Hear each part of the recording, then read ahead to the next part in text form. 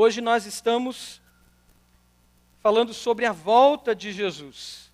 De manhã ouvimos já a mensagem sobre isso. Cristo em breve virá, foi o tema que nós ouvimos pela manhã.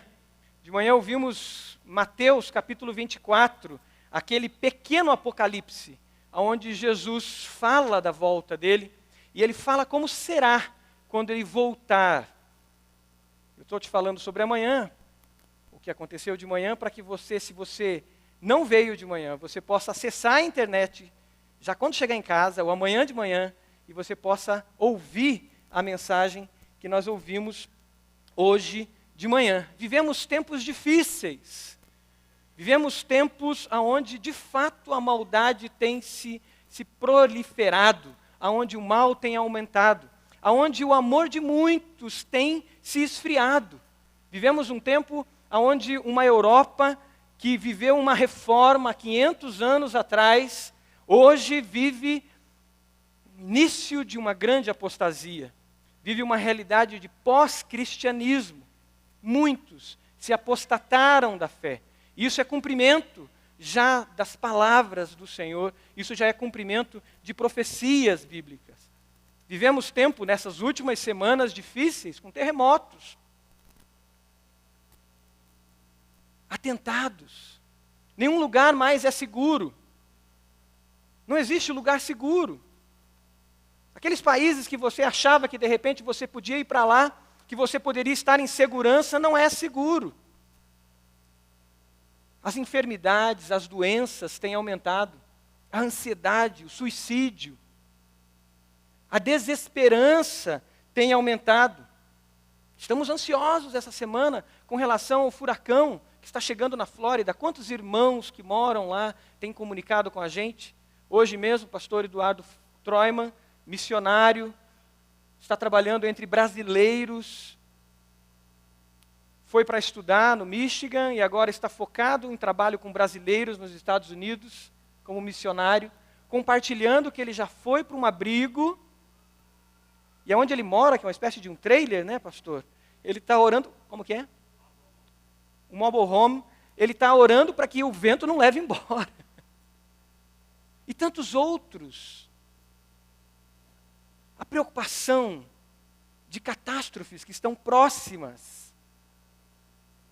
As distorções morais já não são uma realidade de indivíduos, mas é uma realidade de Estado. O próprio Estado legitimando a maldade. Em muitos lugares, legitimando o aborto, legitimando aquelas crianças, aqueles bebês que estão doentes, de repente a serem abortados, legitimando uma sexualidade que foge, ou práticas de sexualidade, que foge totalmente aos princípios da palavra de Deus. A expectativa do futuro é sombria. E a gente começa a olhar o futuro e a gente começa a temer. Mas quando a gente está, como hoje, com o povo de Deus, reunido, adorando a Deus, e a gente está próximo dEle, e a gente reconhece quem Ele é, a gente se sente seguro, não se sente? Você se sente seguro estando na casa de Deus, adorando ao Senhor? Diga amém. Porque nós estamos conectados, nós estamos prontos para ouvir, nós estamos declarando a grandeza dEle, estamos num ambiente onde a presença do Espírito Santo é clara, é plena. Mas muitos agonizam, muitos fogem de um lado para o outro, com um vazio enorme dentro de si. E talvez você veio nessa noite, com esse vazio dentro de você. Veio arrastado, porque talvez alguém te convidou, ou você nem sabe por que veio.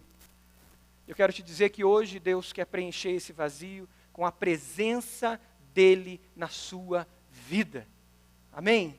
E você vai sair daqui cheio da presença de Deus, pleno da presença do Espírito Santo na sua vida. E não há o que temer. O amor transforma, a expectativa nossa do futuro, o amor transforma a expectativa nossa do juízo. É um fato que o juízo acontecerá. Mateus capítulo 24 fala o tempo todo disso. Antes de Mateus capítulo 24, a gente encontra outros textos que vão apresentar a realidade do juízo. A volta de Jesus está no núcleo da mensagem de Cristo e dos discípulos e dos apóstolos. Não dá para a gente ser politicamente correto e não falar do juízo final. Não dá para a gente ser politicamente correto e não falar da volta de Jesus. Não dá para existir uma fé cristã que está somente ligada a uma transformação de comportamento ético e moral, uma mudança de alguns hábitos. A fé cristã, o que Jesus disse, o que Jesus anunciou, implica em que Ele vai voltar e haverá um juízo, um dia último, aonde Ele julgará as nações, como diz a palavra de Deus. Os textos nos apresentam isso. Mateus capítulo 10 fala desse juízo. Gostaria que colocassem os textos bíblicos, para que a gente pudesse acompanhar. Lá atrás eu não consigo enxergar, vamos ver aqui na frente. Mateus 10 fala: eu lhes digo a verdade, no dia do juízo haverá menor rigor por Sodoma e Gomorra do que para aquela cidade. Jesus falando do juízo. Mateus capítulo 11, quando ele fala daquela cidade que ignorou os profetas, ele diz: no dia do juízo haverá menor rigor para Tiro e Sidom do que para vocês. E você, Cafarnaum, será elevado até o céu? Não, você descerá até o Hades. Se os milagres que em você foram realizados tivessem sido realizados em Sodoma, ela teria permanecido até hoje. Mas eu lhes afirmo que, no dia do juízo, haverá menor rigor para Sodoma do que para você. O próximo texto. Mateus 12. O homem bom do seu bom tesouro tira coisas boas, e o homem mau do seu mau tesouro tira as coisas más. Mas eu lhes digo que, no dia do juízo, os homens haverão de dar conta de toda palavra inútil que tiverem falado. O outro texto, Mateus 25. Quando o Filho do Homem vier em sua glória, com todos os anjos, a sentar-se-á em seu trono na glória celestial, todas as nações serão reunidas diante dele, e ele separará umas das outras, como o pastor separa as ovelhas dos bodes, e colocará as ovelhas à sua direita e os bodes à sua esquerda. Você pode ler esse final juntamente comigo? Então o rei dirá aos que estiverem à sua direita: venham benditos de meu Pai, recebam como herança o reino que lhes foi preparado desde a criação do mundo. Palavra de Deus. Um reino que foi preparado para todos aqueles, para todos nós que recebemos Jesus. Em Atos, os apóstolos pregando o Evangelho, o juízo fazia parte da mensagem deles. Mesmo Paulo, que foi pregar em Atenas e foi falar a filósofos, epicureus, estoicos, Paulo poderia dizer: não, eles não vão entender isso. Eles nem creem no Deus que eu creio. Mas a mensagem dele tinha no seu núcleo o juízo. Ele diz: assim, visto que somos descendência de Deus, não devemos pensar que a divindade é semelhante à escultura de ouro, prata ou pedra, feita pela arte e imaginação do homem. No passado, Deus não levou em conta essa ignorância, mas agora ordena que todos, em todo lugar, se arrependam. Pois estabeleceu um dia em que há de julgar o mundo com justiça. Uma referência ao dia do juízo. Por meio do homem que designou, uma referência a Jesus Cristo, e deu provas disso a todos, ressuscitando dentre os mortos. O núcleo da mensagem falava do juízo. Nós não podemos esquecer dessa verdade.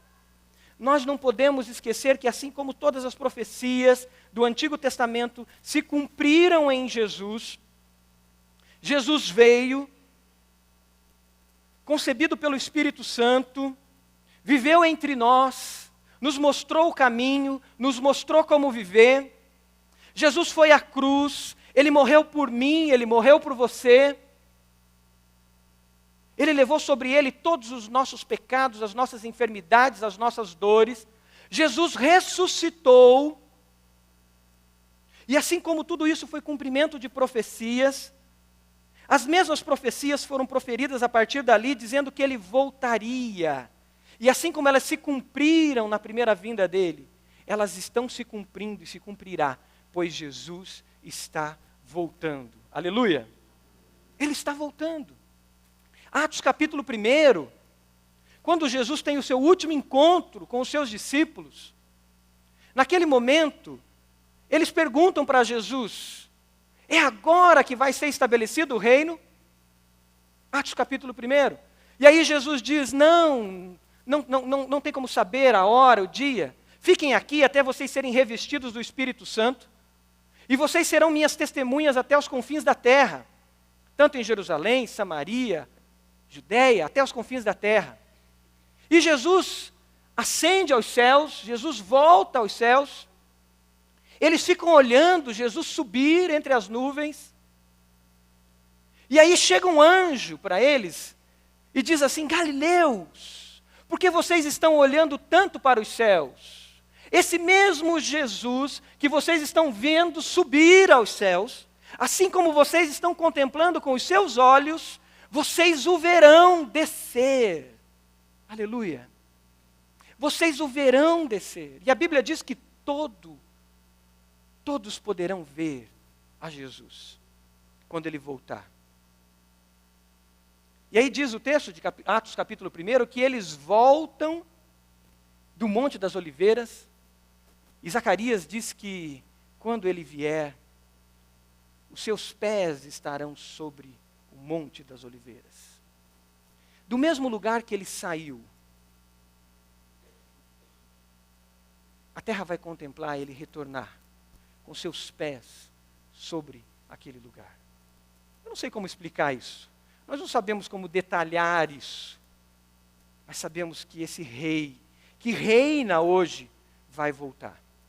A Bíblia também diz que todo joelho se dobrará diante dele. Todo joelho se dobrará. E confessará que Jesus Cristo é o Senhor. Nós só temos que tomar uma decisão. Isso pode acontecer agora em arrependimento, enquanto Jesus reina, e nós podemos em arrependimento confessar que Ele é o Senhor. E nós podemos agora, você aí pode fazer isso, você que está na internet pode fazer isso, confessar que Jesus Cristo é o Senhor. Volta ao slide. Em fé e ação de graças. Ou você dobrará os seus joelhos e confessará que Jesus é o Senhor diante de um terrível e santo final quando Ele voltar. Não tem como fugir de confessar que Jesus é o Senhor. A opção é se eu faço isso agora e confesso Ele como Senhor e Salvador da minha vida, ou se eu espero aquele terrível dia, no último dia, quando Ele voltar. De que lado você está? Você já confessou Jesus como Senhor e Salvador da sua vida? Você tem vivido com o Rei, já, agora, presente, governando a sua vida? Ou você não tem aceitado que o Rei está vivo, Ele ressuscitou? No último dia, o juiz estará diante de todos nós. Jesus não virá como Salvador, mas como juiz. A figura de juiz mexe com a gente. Ultimamente a gente está ouvindo muito sobre juiz. Tem muita gente temendo o Moro, né? Tem muita gente temendo agora também o Bretas, outro juiz lá no Rio de Janeiro. Dizem que são homens de caneta pesada, que julgam de maneira dura. Também tem juízes que a gente não dá muito valor, infelizmente alguns lá no Supremo têm feito a gente se envergonhar. Mas de um modo geral, todo mundo teme chegar diante do juiz. No último dia, Jesus vem como juiz. No último dia, Ele estará como juiz. Mas hoje, Jesus é Senhor e Salvador. Hoje, a salvação está disponível para mim e para você. Abra sua Bíblia lá em 1 de João, capítulo 4. 1 de João, capítulo 4. Por que nós não devemos temer o dia do julgamento final? Por que nós não devemos temer esse dia? Por que o amor transforma a expectativa do juízo final? Senta perto de alguém que não tem Bíblia, aproveite, compartilhe com ela, para que ela leia na palavra, na Bíblia, na palavra de Deus, esse texto maravilhoso, que nos ensina isso, que o amor de fato transforma essa expectativa do juízo final. 1 de João, lá no final da tua Bíblia, pertinho do Apocalipse, capítulo 4. Lá diz assim, capítulo 4, versículo, vamos ler do 7 em diante. Amados, amemos uns aos outros, pois o amor procede de Deus. Aquele que ama é nascido de Deus e conhece a Deus. Quem não ama não conhece a Deus, porque Deus é amor. Foi assim que Deus manifestou o seu amor entre nós. Enviou o seu Filho unigênito ao mundo para que pudéssemos viver por meio dele. Nisto consiste o amor, não em que nós tenhamos amado a Deus, mas em que ele nos amou e enviou seu Filho como propiciação pelos nossos pecados. Amados, visto que Deus assim nos amou, nós também devemos amar uns aos outros.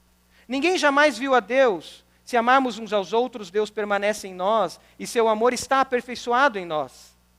Sabemos que permanecemos nele e ele em nós, porque ele nos deu o seu Espírito. E vimos e testemunhamos que o Pai enviou o seu Filho para ser o quê? O Salvador do mundo.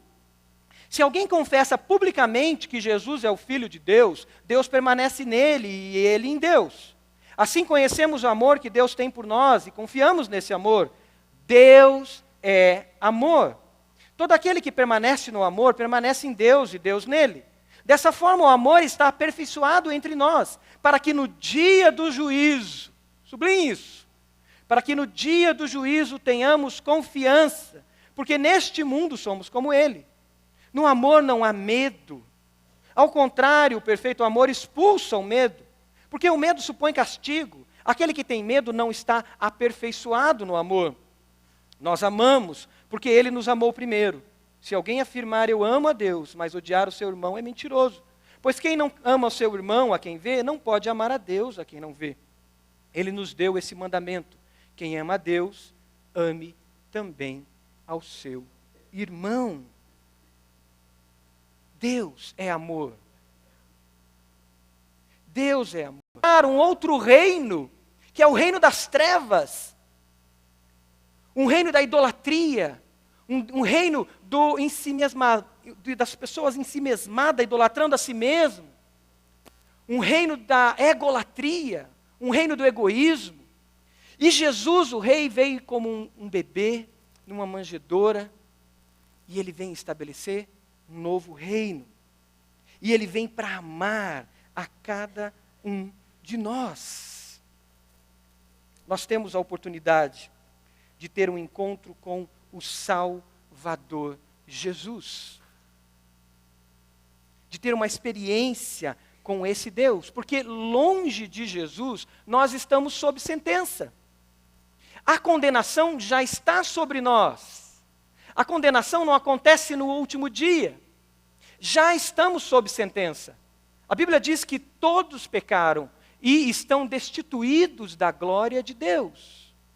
Abra lá em João capítulo 3, leia você mesmo, João capítulo 3. Aquele texto clássico que fala que Deus amou o mundo de tal maneira. João 3,16, abra lá. Eu quero ler um versículo além desse. João capítulo 3, versículo 16. A Bíblia diz que Deus amou o mundo de tal maneira que deu o seu Filho unigênito para que todo aquele que nele crer não pereça, mas tenha vida eterna, certo? Aí continua. Pois Deus enviou o seu Filho ao mundo, não para condenar o mundo, mas para que este fosse salvo por meio dele. Quem nele crê, não é condenado. Agora, leia comigo essa última frase. Mas quem não crê, já está condenado. Repete isso. Mas quem não crê já está condenado por não crer no nome do Filho unigênito de Deus. Esse é o julgamento. A luz veio ao mundo, mas os homens amaram as trevas e não a luz, porque as suas obras eram más. Nós já estamos sob sentença. A condenação já existe quando nascemos, o pecado nasce em nós. Embora Jesus diz que o reino dos céus é das crianças, por não terem essa consciência do pecado, elas estão com o Senhor. Mas a partir do momento que temos a possibilidade de confessar Jesus, existe uma sentença sobre nós. E a sentença é: estão condenados porque não creram no Filho enviado como Salvador. Por isso eu preciso me render ao Salvador. Por isso eu preciso me render a Jesus como Salvador e como Senhor. Porque a sentença já está sobre mim. O Salvador veio até mim. Ele ofereceu salvação para mim. Ele ofereceu a você a salvação.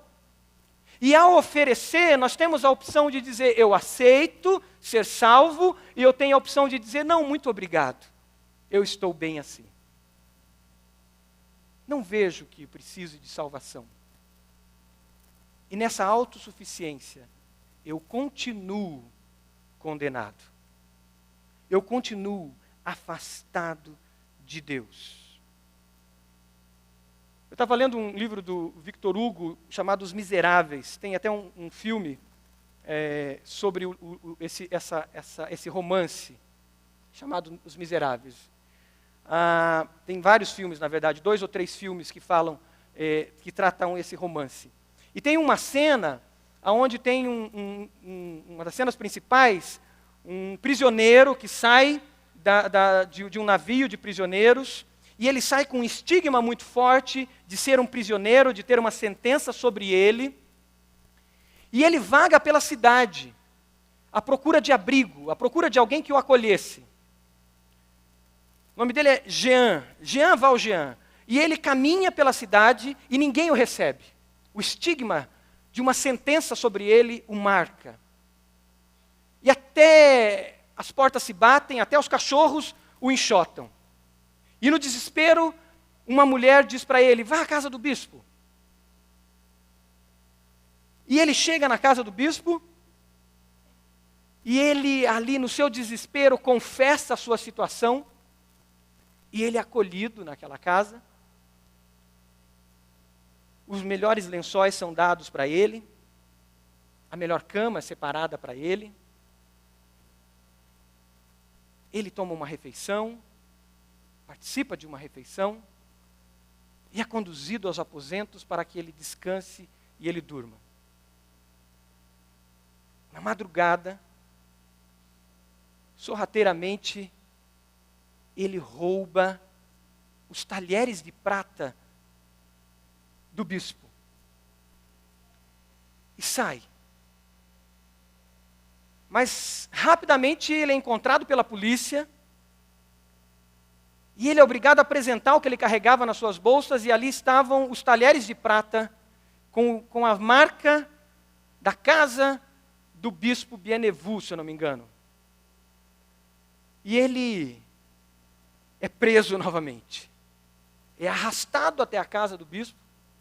Quando ele chega na casa do bispo, o bispo olha para ele, os soldados apresentam ele com os talheres, e o bispo diz para ele: por que você não levou os castiçais? Você só levou os talheres de prata? Os castiçais também eram de prata. Por que você não os levou?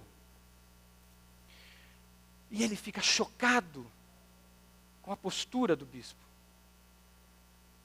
E naquele momento, Jean Valjean se rende a algo muito maior do que ele tinha feito antes. Se rende ao perdão, se rende à salvação, porque ele foi salvo de uma prisão, e se rende à graça, favor imerecido. E Jean Valjean se torna um escravo da bondade, um escravo do amor, um escravo da graça, e a sua vida é transformada a partir daquele ato de amor. O primeiro encontro dele com o acolhimento foi um encontro de confissão, mas de uma confissão por desespero, uma confissão por medo. O texto que nós lemos, 1 João capítulo 4, 1 de João capítulo 4, ele diz no versículo 14 e 15, e vimos e testemunhamos que o Pai enviou o seu Filho para ser o Salvador do mundo. Se alguém confessa publicamente que Jesus é o Filho de Deus, Deus permanece nele e ele em Deus. Confissão, confessar Jesus, é mais do que declarar um credo. É mais do que assumir uma postura diferente de vida, que sabemos que é melhor. É mais do que se declarar com algum título desse ou daquilo, dessa igreja, daquela igreja, evangélico ou não evangélico, batista ou não batista. É mais do que mudança no estilo de roupa que você precisa mudar, ou no seu palavreado. Confessar Jesus é uma entrega, é uma rendição total a Ele. Uma entrega de vida. A primeira confissão foi uma confissão por medo, uma confissão por desespero. Muitas vezes nós confessamos Jesus porque os nossos pais confessaram Jesus, não é isso, jovens, que acontece? Não é isso, adolescentes, que acontece? E a gente vai pela onda, porque talvez o nosso amigo confessou a Jesus, talvez ele se batizou, talvez confessamos a Jesus naquele momento de desespero, mas ainda não entendemos a graça, o amor de Deus derramado por nós.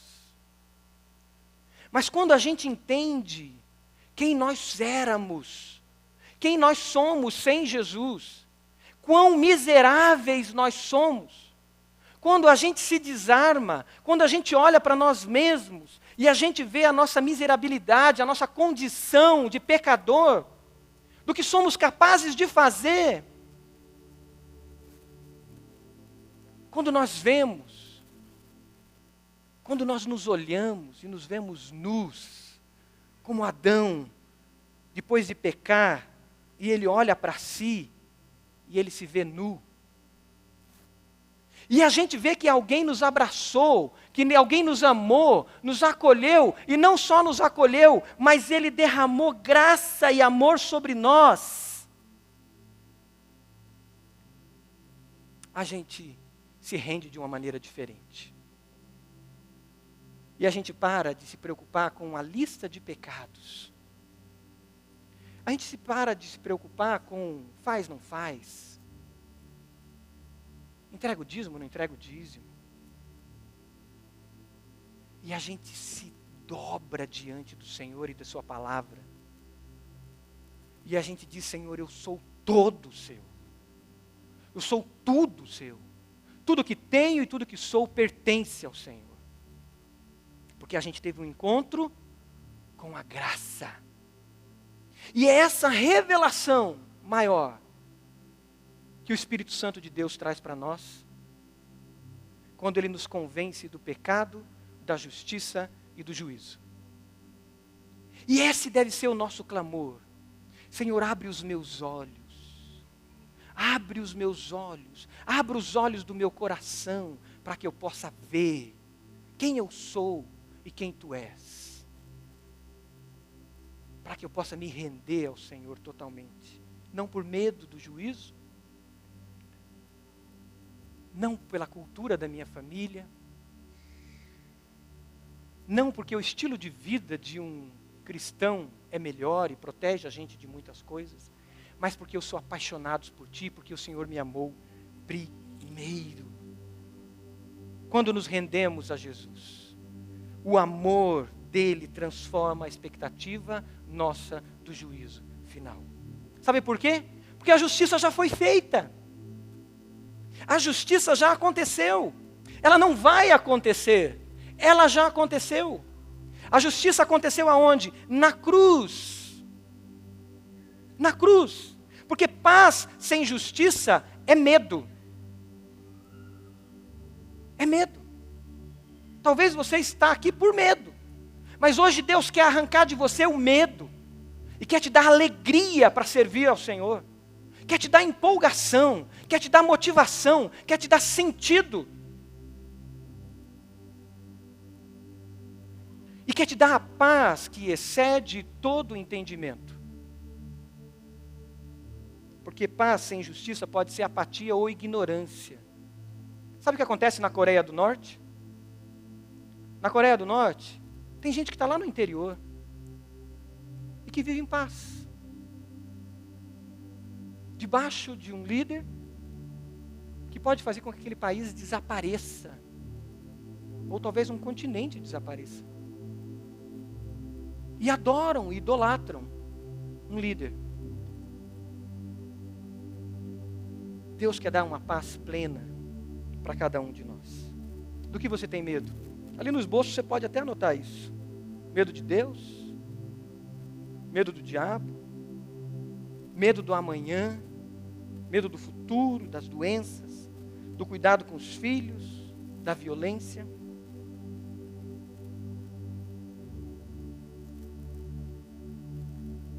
O texto que nós lemos fala que o amor lança fora o medo. Versículo 17 de 1 de João 4 diz: dessa forma o amor está aperfeiçoado entre nós, para que no dia do juízo tenham confiança, porque neste mundo somos como ele. No amor não há medo, ao contrário, o perfeito amor expulsa o medo, porque o medo supõe castigo. Aquele que tem medo não está aperfeiçoado no amor. Jesus morreu na cruz por você. A justiça de Deus foi feita. O salário do pecado é o quê? A morte. E Jesus recebeu sobre ele a morte na cruz. E o sangue de Jesus foi derramado por mim e por você. E a Bíblia diz que nós fomos justificados por Jesus. A Bíblia diz em Romanos capítulo 6, que quando nós fomos batizados, nós fomos sepultados com Cristo por meio do batismo. É o que aconteceu hoje.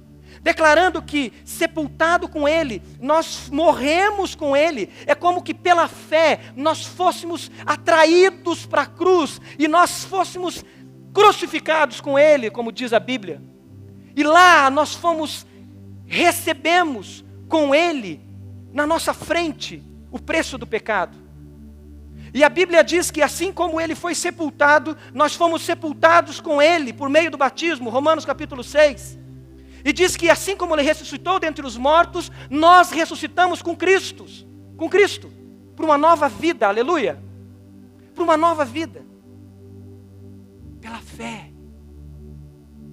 fé somos filhos de Abraão, pela fé estamos caminhando debaixo desse amor que nos alcançou. A justiça já foi feita. Eu preciso tomar uma decisão. Se eu aceito Jesus e a justiça dele, e me entrego a esse amor e a essa graça, ou se eu sou somente um religioso, um cumpridor de algumas tarefas, com medo do juízo.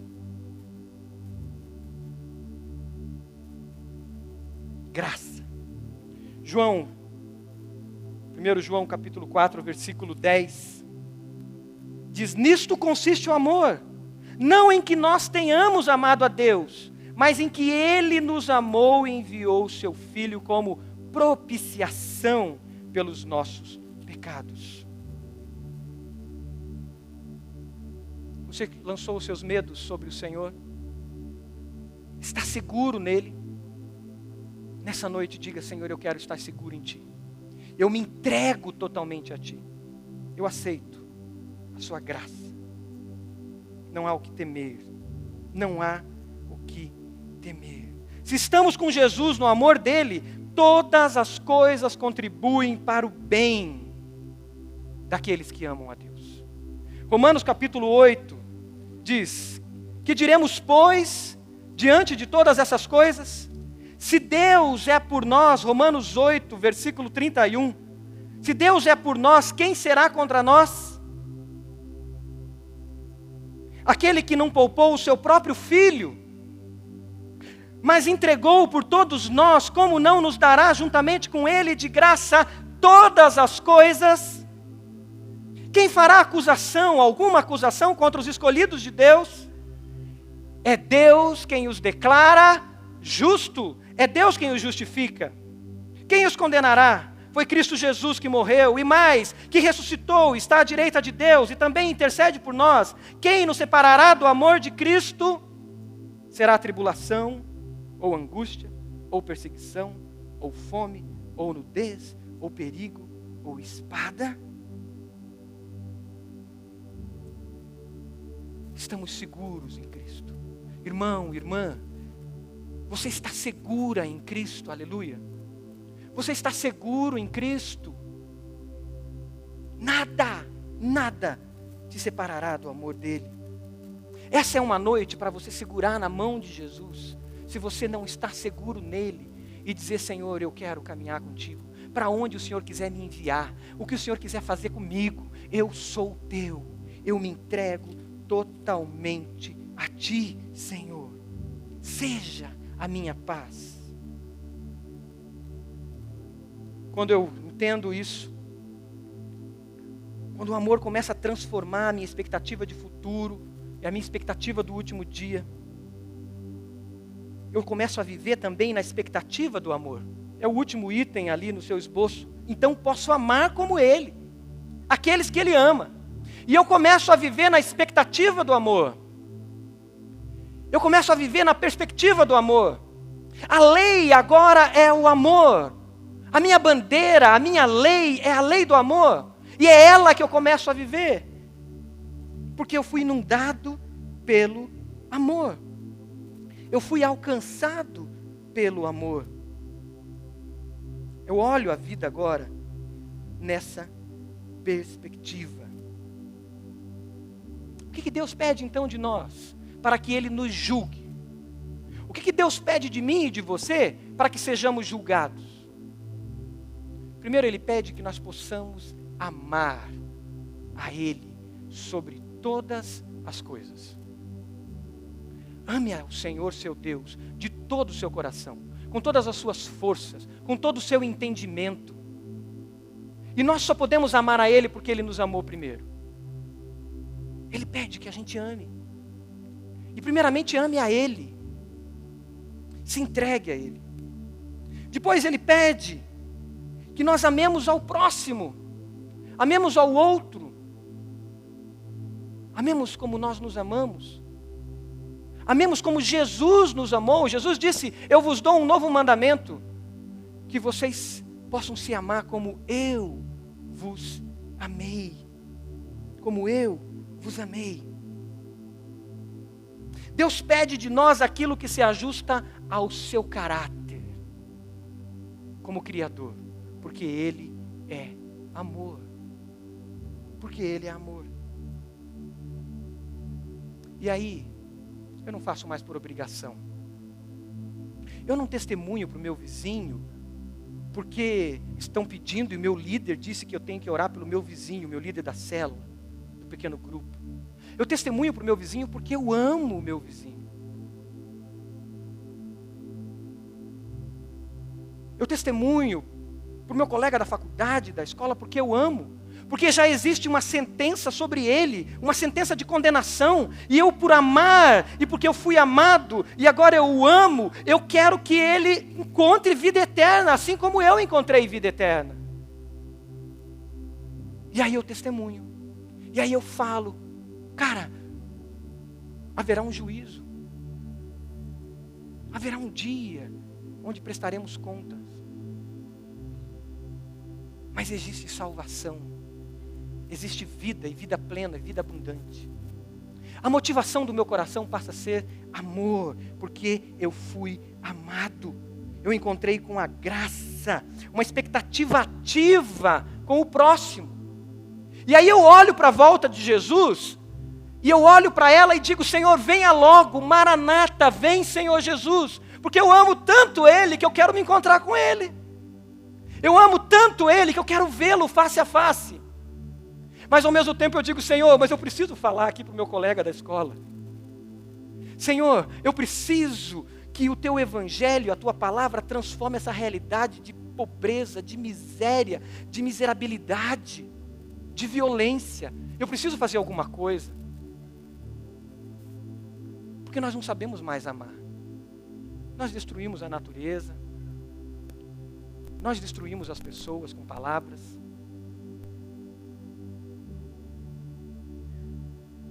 Mas com Jesus nós aprendemos a amar. Porque Ele é o modelo de amor. E porque eu fui inundado pelo amor, eu posso perdoar. Versículo 19, do capítulo que estamos lendo, ele diz, nós amamos porque Ele nos amou primeiro. Se alguém afirmar eu amo a Deus, mas odiar o seu irmão é mentiroso. Pois quem não ama seu irmão a quem vê, não pode amar a Deus a quem não vê. Ele nos deu esse mandamento, quem ame a Deus, ame também o seu irmão. E nessa expectativa da volta de Jesus, eu perdoo assim como eu fui perdoado. E eu peço, venha Jesus, venha logo. Venha logo, porque eu não aguento mais ver crianças que sofrem tanto. Eu estou fazendo tudo o que eu posso. Elas estão morrendo pelas ruas. Vem com teu reino pleno de justiça, de verdade. Vem, Jesus. E aí eu posso ter a mesma expectativa de Apocalipse que diz que naquele dia toda lágrima será enxugada. Todo pranto secará. Todo pranto cessará. E eu fico ansioso por esse dia. Eu fico nessa expectativa. E é um já e um ainda não. Porque ao mesmo tempo que eu estou olhando para lá, eu estou fazendo algo aqui. Eu estou servindo aqui. Eu estou amando aqui. E dizendo, volte Jesus. Volte Jesus. Você pode fechar os seus olhos? Essa é a sua expectativa?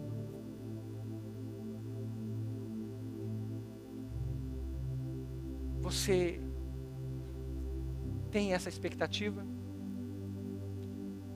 Jesus disse, quando o Filho do Homem vier, porventura encontrará fé na terra? Quando o Filho do Homem vier, Ele encontrará fé no seu coração, de alguém que o aguarda com expectativa e está pronto, está servindo, está amando, está dizendo, vem Jesus, vem Jesus. Se essa não é a sua expectativa, essa é uma noite de salvação, porque Jesus é o Senhor e o Salvador. E eu quero te convidar a se unir a milhares e milhares de pessoas que tiveram esse encontro com Jesus e que estão ansiosos pela volta de Jesus. E enquanto estão nessa expectativa, estão amando pessoas, estão confessando os seus pecados e dizendo, Senhor, eu quero amar mais, eu quero aprender a amar mais. A tua expectativa é que o Cordeiro de Deus apareça em nuvens e você quer encontrá-lo. Essa é uma noite de salvação. Eu quero te convidar, se você não vive essa expectativa, a declarar Jesus como Senhor da sua vida e Salvador. E a fazer isso nessa noite.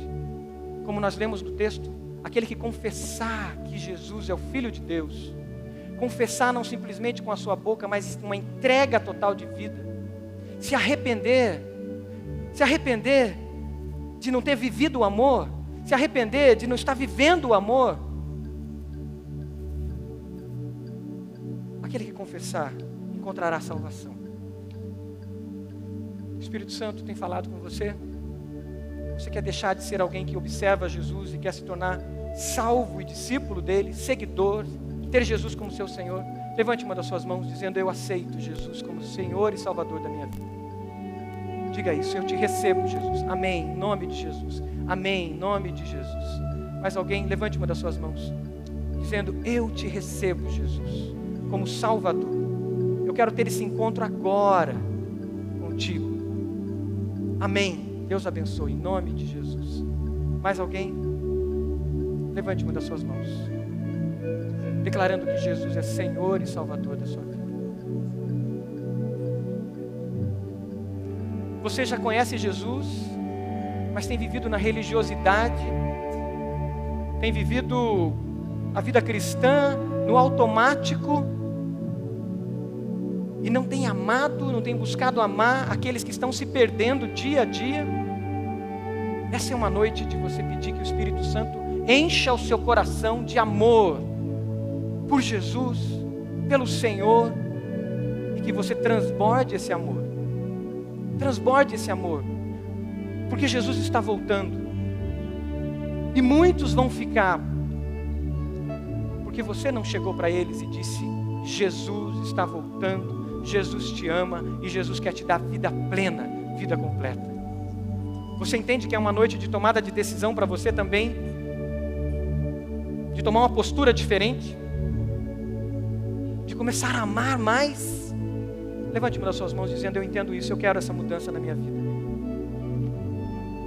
Amém. Amém. Amém. Amém. Amém. Aleluia. Amém. Amém. Deus abençoe.